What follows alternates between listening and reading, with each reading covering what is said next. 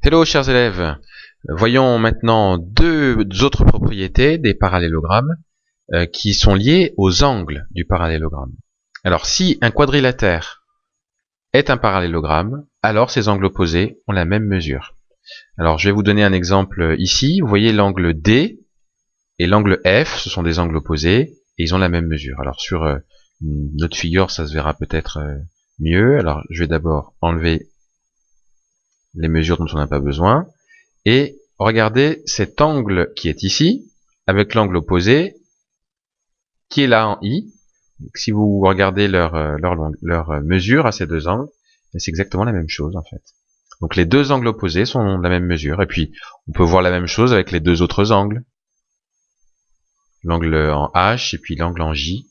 Là aussi, c'est exactement la même mesure. Donc dans un parallélogramme, deux angles opposés ont la même mesure. Alors il y a aussi autre chose qui est important, une autre propriété par rapport aux angles, c'est si un quadrilatère est un parallélogramme, alors la somme de deux angles consécutifs mesure 180 degrés. On dit qu'ils sont supplémentaires. Alors c'est quoi deux angles consécutifs? Mais en fait, c'est deux angles qui sont sur un même côté. Par exemple l'angle G et l'angle D. Ils se suivent en quelque sorte, donc ce sont deux angles consécutifs. Ou alors l'angle D et l'angle E, ce sont aussi des angles consécutifs. Alors, bien, quand on additionne deux angles consécutifs, quand on prend donc leur somme, la somme doit être égale à 180 degrés. C'est pour ça qu'on dit qu'ils sont supplémentaires, et là, il faut faire appel à vos souvenirs par rapport au chapitre sur les angles. Alors, regardez l'exemple ici. Là, l'angle G et l'angle H, ce sont deux angles consécutifs. Et qu'est-ce que vous remarquez?